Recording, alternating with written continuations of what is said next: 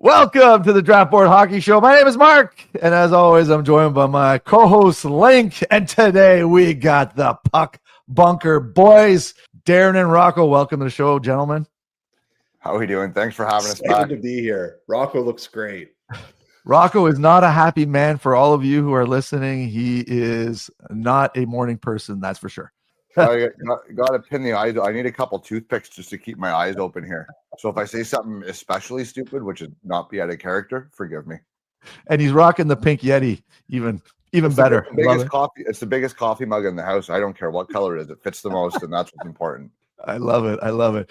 So as always, we always start off with some hockey news. I want to start off by saying that I just went to see Chase Reed and the Sioux Greyhounds as they visited our hometown Windsor Spitfires. And yes, Chase Reed, what a machine on skates. That kid can wheel. And he is not afraid to join the rush. And then the next day he goes to Kitchener. They win 4-0, and he gets 2 goals and an apple. Not a bad night out, but yeah, that kid, he looks fun. Boys, have you had a chance to see Chase Reed? I've really liked what I saw from him. I think he's kind of underrated offensively, to be honest. I think Rocco and I, when did we look at him? I think our first look at him was midsummer, and looking at him his last year. Yeah. That guy can run a power play. He can run a first power play unit in the NHL. Like, that's the type of guy we're looking at here. Maybe some flaws defensively, but I mean, you got a big body to work with. I really liked him. I don't know what Rocco thinks, but I mean, I think we're kind of on board with the offensive part of the game anyway. Yeah, well, I remember the first time I saw him was last year. I was going to watch Martin. Right, I was watching. I went with Grant McKegg. Me and him go to a lot of games together in Ottawa, and we were at that one. So let's go see Brady Martin today. So yeah, it sounds good. And kind of a few minutes into the period, I said, "Man, so what's the deal with this Reed guy? He's pretty good." He goes, he is. He goes, but he's not till next year. And he was a bit of an adventure in his own end that day, and continues to be at times, although I think it's improved, which is what you're looking for. It's better than it was last year. With the puck moving and the skating and the willingness to join the play and getting himself into the right positions offensively and how he's able to quickly move the puck around and really snap it around in the offensive zone. I think he's one of the better defensemen in this particular draft class at that part of the game for sure. And is it by virtue of him playing well and other guys not playing so great? I mean, he's well inside my top 10 here, and with the trending arrow is pointing in the right direction for him, I think. Just, you have that size skating combo with the offense. It's very unique. Even the last couple of years, there haven't been a lot of offensive defensemen to begin with, and he's a big body. So that's kind of the difference, I think, between some of maybe the other offensive defensemen in this draft class anyway. I think one of the key things you guys are, like, again, we're glazing over here is his work ethic and just aggression overall. This guy really is like, he's wired on the ice. I've been a really big fan of his fight, his everywhereness on the ice. He is always, moving. That's one of the things I really liked of defensemen in years past. It's one of the things that I like about one of the defensemen we're going to be talking about today, Carson Carels. I'm a big fan of what he's been doing. Him and Albert Smits particularly have solidified themselves in the top 10, and they weren't in my top 10 to begin the year. So great job for both of them. They've been fantastic. Reed right now, I really only have 2 defensemen ahead of him, and one of them is playing in the NCAA, and one of them is another guy we're going to talk about today. So I'm so excited to talk about the dub defenseman with you guys. It's me, because this is a good class. This is a really good class. And you guys have been dropping a bunch of videos. You've covered most of the dub boys, with the exception of Pentelis. So you got some mixtape on them for sure. So you should be ready for this conversation, boys? Always an opinion too. Always an opinion. Yeah, we've been covering the defenseman pretty good. I mean, seems to be our pattern here, working through the central scouting A-rated guys, and this coming into this episode was the first time I've really looked at Pantelis more in depth. So I'm looking forward to chatting about that, because that's of this group, that's the one guy we haven't covered yet. Okay, so you know what? Let's start off. Let's start off with let's talk about the top WHL defensemen of the 2026 NHL Draft class. But let's start off with one in particular. I want to talk about Ryan Lynn, because he seems to be, his rankings are all over the map. Like, you got him, as high as 4th overall. I think Wheeler had him as high as 4th overall at the beginning of the season, and then and then some outlets have him down to like 19. I think actually Pronman has him low. So what's your take on Ryan Lynn? Like, he's kind of all over the map in terms of rankings. Go first, Rocco. I can't wait. I can't wait. Yeah, because once Darren starts here, no one's going to get a word in. So that's nice to let me go first. So, okay, Ryan Lynn. I think this is one of those guys who is very classically starts high up on people's draft list because he has some offensive flash to his game and he has some tools that would pop out to even the casual viewer. I'll give him credit for that. He does have an ability to make himself stand out in the game, and you've known about him for some time, and by virtue of that, he started very high on everyone's list. I don't necessarily think that is entirely fair, and I don't think that we should necessarily be surprised that this is a guy that seems to maybe be, I don't want to say moving down in the draft rankings, but you're starting to be more familiar with guys who teams may prefer when it is all said and done. And you got a smaller defenseman who has good skating, but not necessarily elite in that sense. And he moves the puck decently, like very well, especially for a junior, but I don't think it's that elite level. I don't think we're looking at a McCarr or a Hughes or a Schaefer for that matter in terms of his puck movement and his transitional ability. So what does that leave you? And where do you fit into an NHL lineup?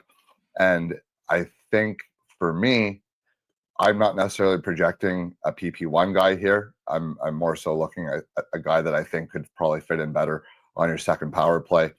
The size is always going to be a concern for him unless he has a late growth spurt or can really, really bulk himself up quite a bit. The defensive effort is there and the defensive willingness is there, and the attempts to be physical and be hard are there. But unless the size changes, it's always going to be that. It's always going to be attempts and not necessarily success. So I like where his head's at in terms of wanting to play a 200-foot game and doing his best to do it. But I just don't know if you're not going to be a 60-point defense, which he may be. I've been wrong on guys many times. I just haven't seen that elite ability that you would like to see typically from a smaller player inside the top 10. And personally, I think more in that 11 to 20 range would be more appropriate at this point. And that's not, and I want to say that without sounding like I don't like the player. All right. So to kind of add on what Rocco said, there's a couple things that his skating, I'm not on board with what everyone's saying about his skating. It's fine. His edge work is a struggle though. And Rocco talked about maybe size being the thing because he wants to defend, the proper way. I find he gets knocked off pucks way too easily. And I don't even think it's really a strength thing. I think it's more of an edge work thing. And we saw it at the Holinka where he struggled against fast opponents and he struggled against big opponents both times that he played them. And that was something that, again, most guys on that team struggled on D other than one guy that we're going to talk about today. But when we're looking at the dub season, then we're looking I'm looking for that to improve. I don't see that that's really improved yet. Like he can get bumped and he's just off balance a little too often. And in our recent pod, we kind of compared him to Villeneuve, which is, again, he's what I would deem an elite skater. So the comparison is kind of, you could see the difference between them in terms of the skating. The other thing actually that was a little more concerning to me was it's the end zone playmaking is good. I think he can play on a power play. I don't know if it's a number one power play, but I mean, he gets shots through to the net. He can move a power play. That's fine. It's the actually moving the puck up or the breakout passing that I have more of an issue with him. It's not consistent. He misses guys at times and he just doesn't make the right decision sometimes. And for an offensive guy, that's more what I'm looking for. Yes, you want to see them move it on the power play, but being able to transition the puck quickly, being able to create offense, kind of you turn it over and it's going right back the other way. A lot of goals scored in transition in the NHL, especially 5-on-5. That's pretty much any goal that you score. It's not elite. Like, and again, I actually think he's a better defender than I maybe gave him credit for just by looking at him a little more thoroughly. I mean, he tries to be in the right spot and he does try to be physical. It's just, I need to see that skating improve a little bit. And I know some people call it elite, but it's just, to me, there's just something a little bit off. It's a balance thing where I don't know what exactly it is, but that's what kind of worries me with him. So I might be more of in the agreement that he's down more in the 20s, just with this size, the size thing too. But he is a right-hand shot, which might, that might be something that bumps him back up, because we've already, again, we were, how many games are we in the NHL season now? 20, and we have half the teams are complaining that they don't have enough right-hand D. So, I mean, we said that last year, but that tends to be what happens. So that's kind of my take on him. I kind of wanted to see more pop, and he's good. Again, he's good. He's just maybe not the 4th overall pick good for me. I would say definitely not. I mean, you're looking at a defensive defenseman. He's 5'11". There's a lot of things you wish that were there, especially a transition game. Like, you guys nailed it on the kind of where he's been lackluster. He does not transition well, but I'll give him credit. He's been really fantastic on the power play for Vancouver this year.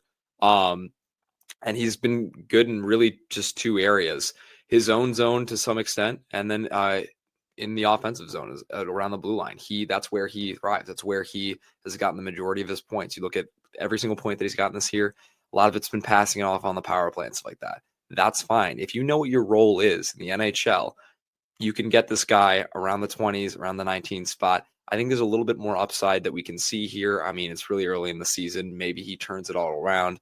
But as for now, I mean, you don't want my opinion of the Vancouver Giants and their past history with their defensemen. But again, I think you've got somebody who has come out the gate kind of flawed, but he's showing you his true colors. I think there is an NHLer here, absolutely. However, you've got to be very, very careful. I think he's more Shane Gostisbehere than Quinn Hughes, and some people were coming out pretty quickly to be like, it's like, I don't know, this guy really has a good skating stride. I don't see it. So again, we'll see. He also, he's also has trouble with the straight line speed, which is another thing I'm going to talk about with another of the defensemen we're about to talk about. But yeah, Lynn, he's come out struggling. So I think that the next person that you were talking about straightaway speed is Rudolph. Yep, that's who I was talking about. Okay. Daxon Rudolph. I mean, I'll start off here. I think its potential right here is huge.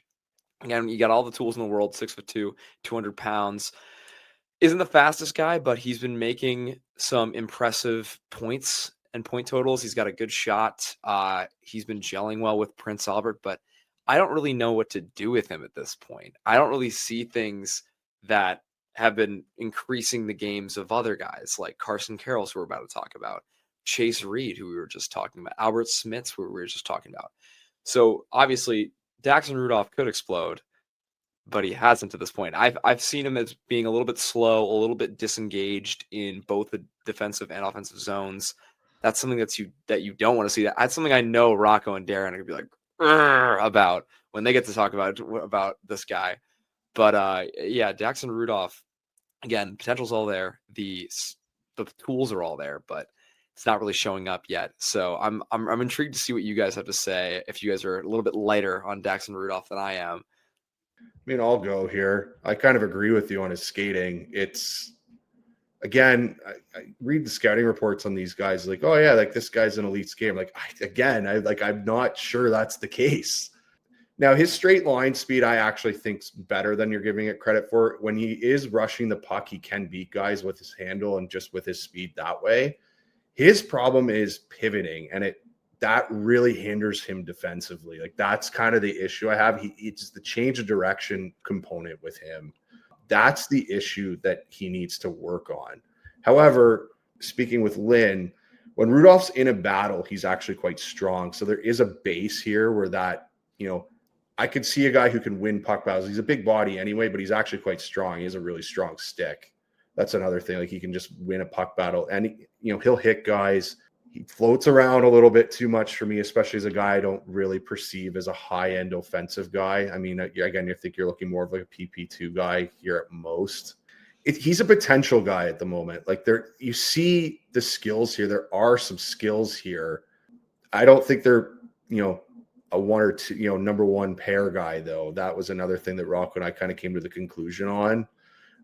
This guy looks more like a 3-4 to me. Could probably play a little bit of offense. Might turn into a pretty good defender. He does have some flaws. He does need to work on his skating.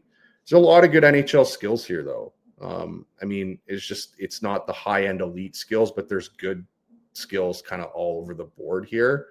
But he does need to work on just general change of direction with his skating. That is a struggle for him. And again, another guy who kind of struggled a bit in the Holinka with the more speedy rosters like the United States. Like that was one, team that he struggled against. So something to keep an eye on. I think with him, this is a guy that maybe if you put a list of every trait a defenseman has on a piece of paper and put check marks, potential is a word that comes to mind with him a lot. And I think the key for this player is going to be not where he goes in terms of 1 to 32 in the first round, but where he goes in terms of a team fit. It's going to be paramount for a guy like this that has obvious tools that you can see. The puck moving is good. The offensive play is good. He can shoot the puck. He can pass it. Like Darren said, he can make a guy miss. He's strong in battles when he's properly engaged, and all these things. You're like, okay, I could see this guy becoming a pretty damn good player, but I think the development is very important. Someone's going to need to be patient with him. He may be a guy that needs to be put in the right spot to succeed. And I think the biggest thing that the one thing that you guys didn't necessarily touch on is the consistency in the decision making. Sometimes he makes really great plays, which is why I'm saying, he's so full of potential, because he can look really good and, make a guy look silly and then feed a guy that's wide open for basically a tap. And I'm like, well, damn, that's going to translate. But then it's just making the wrong read on a, when you have two options. I'm like, okay, is that the play that we're making now? Okay. But he's 17. He's a defenseman. He's going to have those errors. And this is not the first guy that needs to clean up that part of the game at this point in the draft cycle. And that doesn't, it's not a reflection on how his career is going to pan out, but it is something that you're looking for.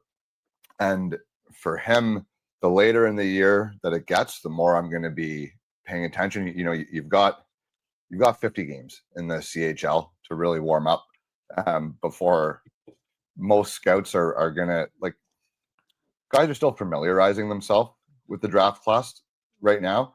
And the second half is going to be, after Christmas is okay. Now I want to see some improvement. And then the real goggles come on for the last 10 games of the regular season and the playoffs especially, right?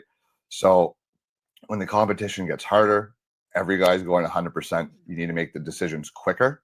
That's why I'm going to be looking for him to see what kind of hockey sense there really is there, and how he succeeds. If he goes and he has a great playoff, and it's like, oh wow, the games got harder and this guy got better, we're looking at could be a top 10 pick here. Could be, because he has the tools.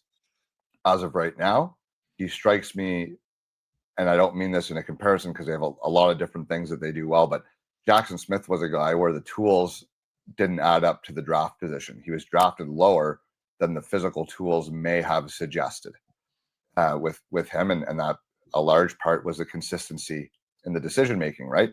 But if you hit on a guy like that, you look like a damn genius, because you just got a guy who could be an all-situation defenseman in the middle of the first round, right? So that's why I think what team he goes to is going to be the most important thing.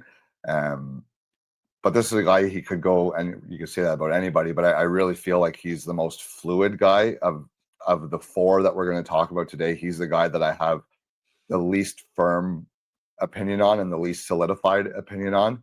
And I don't want to say more questions and answers.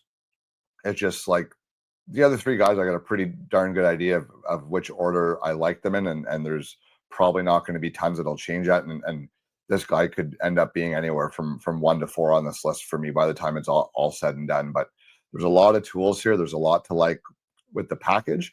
I just want to see it a little bit more consistently, kind of game to game and even shift to shift.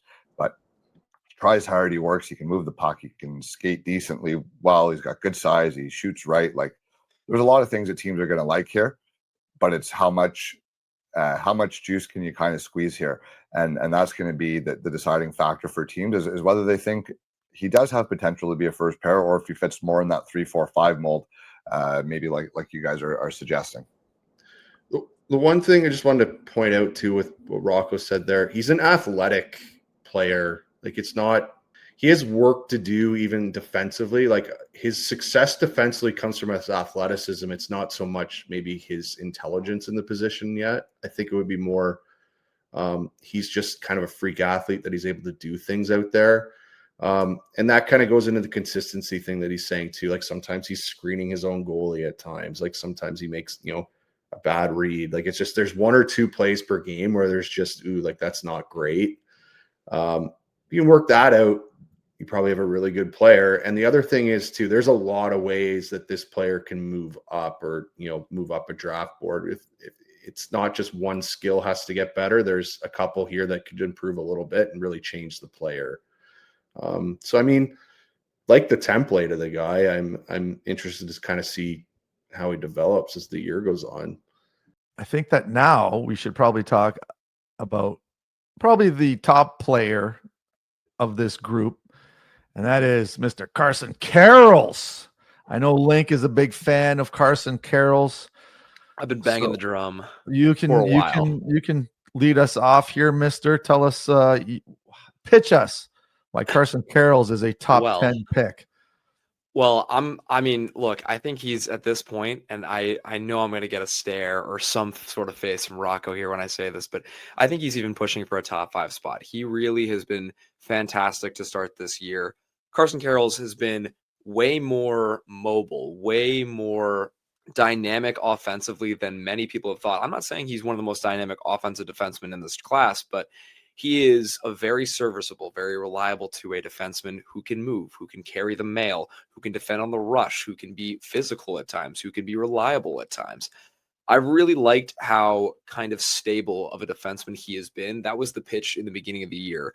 This guy is going to log in 20 minutes of defensive ice and give you just a hard backbone to your defense, especially playing all the way out there in Prince George. It's not a very easy place to play all the way up there at the top of British Columbia, right? But he's added some offense to his game. He has added some mobility to his game that I really was not expecting. He is a way more mobile guy. He is a way more offensively creative guy than I gave him credit for in the beginning. He is a left shot, but he's 6'2". He has the build of that defenseman that you want to see in this that you want to see on your back end. I've really become enthralled with his game. And he honestly, he's really, really climbed up the charts for me as somebody that, for the package that he's offering, I think he maybe plays 1 more year in the Dub, or he goes to college for a year and then he's in the NHL and he's playing a great amount of minutes. He can be a minutes eater on the ice as well, while contributing to some offense. I've loved the pitch here. I've loved the potential. He's come out swinging in his first 22 games. He has 21 points, 22 games, 5 goals. He's wearing an A. He's been a plus defender as well. I really think that he's been the second best defenseman in this class. And I'm going out on a limb for this guy. I really have, because there's been guys like Albert Smits and there's been guys like Chase Reed who have been excelling as well. But I want to hear what you guys think. I've been a huge fan of Carels. Boys, I'm gonna go here.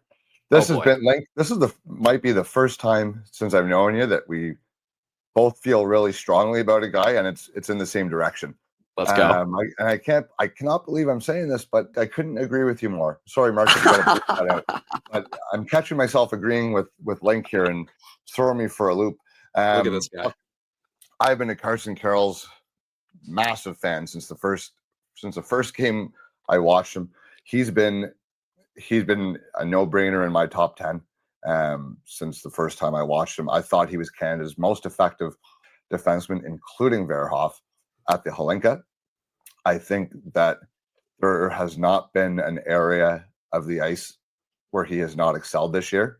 He's thrived in all three zones. And Link, you mentioned people surprise in his offensive game. And the word I was waiting for you to say was he's deceptive with the puck. He's gotten really good at looking guys off and to opening up passing lanes, and there's been a lot of one move creativity where he's beating a guy and turning that situation into an odd man situation and not making the extra move and just taking advantage and hitting the open man. He's so good at taking what the opposition is giving him when he has the puck and identifying where the open man actually is. And we talked about other guys who struggled with consistency and decision making. This guy's hockey sense is absurd. For like, I don't see him really ever making a head scratcher decision. And I can remember the ones that I've seen. That's how rarely they happen. And I specifically remember the instances where I'm like, oh, that was a mistake, because it's so uncharacteristic of him for a guy that young to play such a clean game in all three zones. His angles are phenomenal in the neutral zone. He pinches guys off before they hit the blue line. He makes them beat him, and he has the feet to make sure that he's not getting beat. I think his breakout passing is frankly underrated. He hits guys on the tape. It's not elite, Darren. I know, like, it's not Cale Makar offensively, okay, but this is a guy that certainly has enough puck skills that I don't think it's going to hold him back. And you look at championship winning teams. Not everyone has a Makar or someone like this, but there's guys like Carson, Carels all throughout winning lineups all the time, because he's plug and play. It's like, oh, we're down a goal, he's on the ice. Yeah, okay. Oh, we're up a goal, he's out on the ice. Yeah, okay, that makes sense. Like, he's kind of doing it all for him. And again, I don't want to make it sound like this is an elite offensive player. That's not what I'm projecting. But of the guys we talked about, I can see this guy fitting into a top pair as an insulator type, or a guy who has enough offensive ability to be a strong two-way defenseman. I think you could probably put him on, probably play on your special teams for you. I don't think it's a PP1 guy, but again, just very reliable, very steady, and the skating's, the pivots could get a half touch better. If he does get caught skating, it's usually there, but it doesn't happen too often because he anticipates and he reads his timing so good that he knows how to get himself in the right spots. I don't have a bad word to say about this kid. I've been a massive fan of him. He's certainly in my top 10. This draft class has given me a lot more questions than answers, and this is one guy where I don't have many questions. I kind of very confident in what type of player he is, and it's the kind of guy that you want. Like you said, he's physical at times. He's downright mean at times. Like, I think he really enjoys the physical game. He'll make you earn your lunch in the corners, and nothing's given from him. And those are the type of things that you love to see. And that's the type of attitude that you can't really teach. You have that fireness, you have that competitiveness, and every player at this age has flaws, and you can work on them. But I think the character and the work rate and the willingness and the desire to be effective and to do what's needed in any situation to kind of help your team win, I think that's what you're getting with this guy, and that's something that can't necessarily be quantified on paper or in a scouting report, but I think it's something that's important that teams will notice. I really like this guy. Link, you're right for once. All right. So, oh boy, I'm not going to do the devil's advocate here. But the pros of him, the physicality is really good. That's one thing I really liked with it. And it's not just hitting guys. I mean, he could rub guys out even in front of the net. He gets good body position on guys. He's a very intelligent defender. I think that would be kind of the conclusion that we came to. And he has the physical skill set, like the physical traits where that really translates if you have that ability. So kind of came to the conclusion that he could be a number one pair kind of insulator type. I think that's probably what you're looking at there. I don't see the offense that you guys do. Like, again, he does struggle a bit with the breakouts. He's fine on a power play, but on an NHL power play, I don't think so. I mean, that's just a different level of, offense that you're usually looking for in your power play there. However, if we have an insulating type D, you can play on a number one pair who isn't a hole offensively, like he's good enough. I think you're looking at a pretty solid prospect here. Rocco did kind of mention the flaw a little bit. Again, the skating to me, again, I'm just off on every scout this year and what they're seeing with skating. It's fine. He gets beat in foot races though, and his pivots are a little bit weak. But again, he's young. So with all these guys, I always get ripped on for this. Yes, they're young, so they can all get better. That is a possibility here. Just pointing out what they do need to get better at. He's a guy, though, if he actually gains a step or even a half step, even with his pivots or just in his skating, then you're talking about a high-end defender here. And just that ability itself, again, not the same size as the guy, but a guy like Mirka went 9th last year, and he projects to be just a straight, basically, defender, I would say. That's kind of the projection, right? Like a shutdown defender. Now, he's not the body type of him, but that's kind of what you'd be looking at, right? Like a big bruising defender who's really hard to play against. You can put out on every situation. Will probably play with your one offensive guy. And kind of, Rocco and I always go with the Mark Mathot kind of reference here when he played with Carlson. It's kind of that, that big guy who could, move the puck a little bit, kind of, wasn't a hole, but he was big. He'd get the puck and just give it to Eric, and Eric will make a play. So I do see that. I do see that there could be a number one pair upside with him. And as Rocco said, he played really well in the Holinka, unlike anybody else on the team. He was the only guy who wasn't, but he was the only guy who didn't get either by the Finnish guys where he was fine with their size, where some other guys really struggled with Finland's size. And he wasn't really, again, I question his skating, but he didn't really get pounded in by the US speed either. So it's a good sign that he could kind of survive both ways, and it wasn't an issue. Because in the NHL, you're going to get both, right? You're going to get size and speed. So if you can manage both, I think you have a really good template of a guy here. And I think you have a guy here that might even improve too. We've already talked to you guys think his offense is already really improved. Like, that's a good sign. It could get better. Maybe he can be a power play guy. I just don't see it yet, but maybe that's something that comes. And now, again, this is a good player. I like him too. I like him too, Link. We're all on the same page. So it's good you guys agree.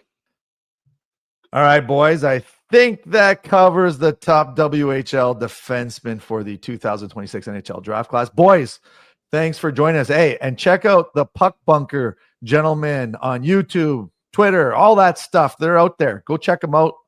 Love their shows. I'm always watching the new episodes. They always get in some interesting debates, and that's why I like bringing them on, because they don't hold back their punches, we'll say, and that's what you want to see. You don't want to have vanilla, just everyone agreeing with everyone. We gotta, and actually today it was like one of the first times that Rocco and Link actually agreed. However, I'm glad Rocco didn't see your initial what was the rankings that we were talking about? You had like Elton Hermanson at like top I still 10. love him. So don't worry. I still love Elton Hermanson. I can't wait to trade barbs with Rocco about that soon. So we'll talk about it. Well, when he's not the one frustrating me of the Swedes. I'll tell you that. Oh, I know exactly who he's going to be talking about. Don't worry. Yeah, but you know what? When we do our mock draft, I don't know. Are we going to do that? Like, should we do a December version or January after the World Juniors, and then like closer to June? Well, I think do it. I like a nice December one. December one, yeah. They got 2 weeks off. They got a week or two off at Christmas. Sometime between then. All right, I think that's what we'll shoot for, is maybe December rankings video with all the boys. That'll be a lot of fun. All right, guys, thanks again for joining us, and we'll see everyone soon. Thanks for having us. Cheers.